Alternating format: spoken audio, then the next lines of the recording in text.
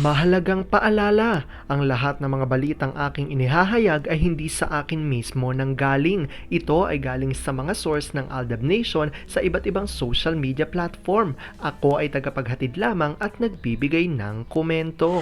Magandang araw mga Aldab Nation! May panibago na naman po akong update para sa inyong lahat. Pero bago natin ito umpisahan ay huwag niyo munang kalimutan na mag-subscribe sa aking YouTube channel at i-click mo na rin ang katabing bell button para maging updated ka sa mga latest videos na i-upload ko. At kapag umabot na ng 100,000 subscribers ang aking channel, ay may sorpresa ako para sa inyong lahat. Alam kong excited na kayo, kaya naman ngayon, umpisahan na natin ang ating kwentuhan. Ang pag-uusapan natin ngayong araw na ito kung saan matagal na dapat na project ng Maychard ibibigay na raw ngayon. 2015 pa dapat ito binigay kina Alden at Meng pero ngayon lang magaganap. The long wait is over. Finally at ibibigay na raw ito sa Maychard. Ano nga ba ito? Gaano ito katotoo at may sapat nga bang ebidensya ang makakapagpatunay rito? O ano ang ating aalamin at pag-uusapan ngayong araw na ito pero bago ho yan, ay bibitinin ko muna kayo ng kaunting-kaunti lamang kung saan magbasa muna tayo ng mga nakakatuwang post ni My name is Theo01 sa Twitter. Kaya naman wag na natin patagalin pa. At sabi niya sa kanyang tweet, naiintindihan ni M na kailangan pa ng drama nila Cathy at A dahil sa movie. Kaso, itong mga alagad ni Cathy panay contact kay A kahit hindi na related sa work at alam din ni A na kahit panay oo si M, medyo naiinis na din to. Taong bahay kasi si M, gusto niya lang makipag-bonding sa mga anak. Si A at M gusto nila sa bahay lang talaga maglagi pag walang work. Yung ibang kasama niya sa movie, sumobra ang pag-feeling close kay A. Panay kumusta? Nag-aanyaya sa kung saan. Alam naman na may asawang tao na si Aikya. Minsan, naiinis si M at dahilan pa ng away nila. Magpapalibre na naman siguro. Kanina pa panay ring ang sipi mo, ba't di mo sinasagot? Ano kasi sila sila na naman, ba't hindi ka muna sa kanila tumira para lubos niyong banding nyo? Naman, para sa movie yan, di ba? Dapat 24/7 kayong makitang magkalampungan ng LL mo para kumita ang movie nyo. Tama na yan, alis na. Ayoko. Alam kong tuwan-tuwa ako sa ating binasa pero ngayon pag-uusapan na natin ang ating main topic. Oops, wait lang, saglit lang to. May ipapaalala lang ako para sa mga bago pa lang sa aking channel. Huwag niyong kalimutan na mag-subscribe sa aking YouTube channel at i-click niyo na rin ang notification bell para lagi kayong updated sa mga latest videos na i-upload ko at para maging parte na rin kayo ng aking Fanatics channel family. Well, alam kong super excited na kayo sa ating kwentuhan, kaya naman dumako na tayo sa ating main topic. Gaano nga ba katotoo na matagal na dapat na project ng Maychard ay ibibigay na raw ngayon? 2015 pa dapat ito binigay kina Alden at Meng pero ngayon na ito magaganap. The long wait is over. Finally at ibibigay na raw ito sa Maychard. Ano nga ba ito? Gaano ito katotoo at may sapat nga bang ebidensya makakapagpatunay rito? Well, yan ho ating aalamin at pag-uusapan ngayong araw na ito. Alam kong super excited na kayong malaman to kaya naman wag na natin patagalin pa.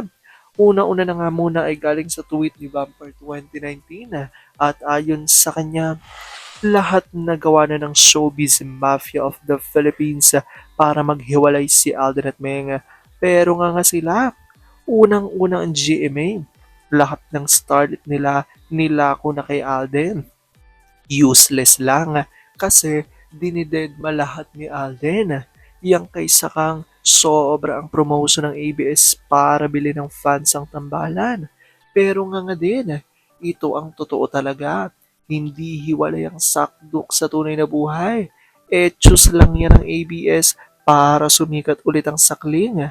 Kaya ngayon pa lang pinapalobo ng kita ng movie na yan. Nasa tamang pag-iisip pa bang ekotibo ng GMA at ABS? At ito ang pahabol.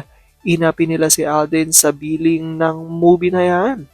Hindi nakasal ang Jacolawit at ang second-hand store kung wala ang sarsuela.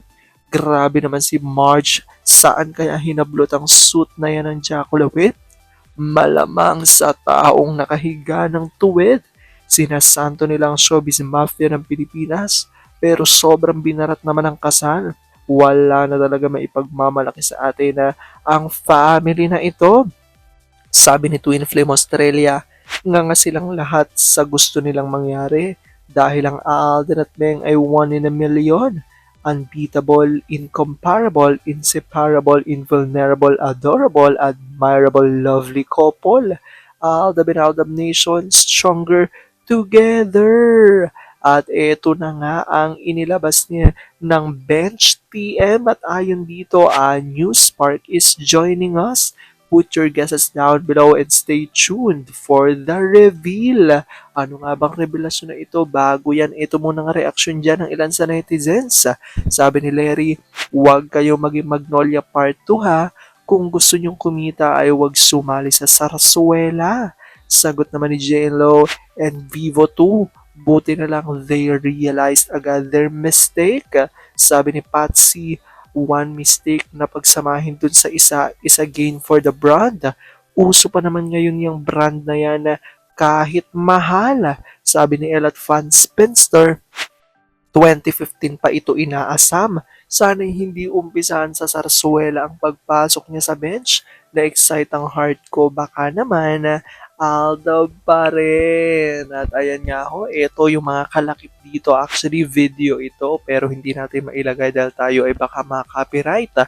Pero ito po ay video at pinapakita rito ang bagong endorser nga ng bench, which is sobrang obvious naman, 'di ba? Kung sino dito ang bago nilang endorser, which is ang nag-iisang Asia's multimedia star at pambansang bay ng Aldab Nation na si Alden Richards. At bakit nga ba natutuwa dito ang maraming Aldab Nation? Dahil alam naman natin na matagal na, 2015 pa lang, ay kinuha na ng bench bilang endorser si Ming Mendoza. Kaya naman, magkasama na nga sa bench family sina Alden at Meng. Finally, yan ang sigaw ng maraming netizens. Well, kasi noong taong 2015 ho, nang kinuha ng bench itong si Maine, ang ating phenomenal star bilang endorser ng kanilang brand, talagang marami o hinihiling at sinisigaw talaga ng maraming mga Aldab Nation na sana hindi lamang si Maine ang endorser at sana nga ay pati si Alden at pagsamahin sila as a love team endorser of Bench TM. Pero hindi nga ito natupad at talagang si Maine lang ang naging endorser ng bench. At dahil dito, matagal nang hinihiling ng maraming Aldab Nation. Actually, hindi lang naman sa bench, di ba? Kapag may kumuha kay Mengay na endorsement, sinisigaw ng Aldab Nation na kunin din si Alden kahit na anong brand pa yan. Pero sa sobrang tagal nga ng panahon, 2015, imagine ilang years, ngayon nga ay finally at confirmed na kasama na nga si Alden sa bench family. Kaya naman ang malaking tanong tuloy ng mga Aldab Nation, posible nga ba na pagsamahin ng bench sina Alden at Meng sa TV commercial, sa advertisement at kung saan pa man ang May chart? Yan po ang ating aabangan dahil sigurado na magkakaroon ng malaking pasabog ang bench sa mga darating pang araw. At talaga namang patuloy ang paghiling ng mga Aldab Nation at pagsigaw na pagsamahin sina Alden at Meng dito nga sa bench. Well, kung kayo ang tatanungin mga Aldab Nation, okay na ba na solo na lang bilang endorser si Alden o si Meng dito sa bench, o mas okay na silang dalawa ay pagsamahin sa TV commercial, billboard at kung ano pang advertisement? I-comment down below dyan guys, at kung excited na ba kayo sa mga darating pang araw.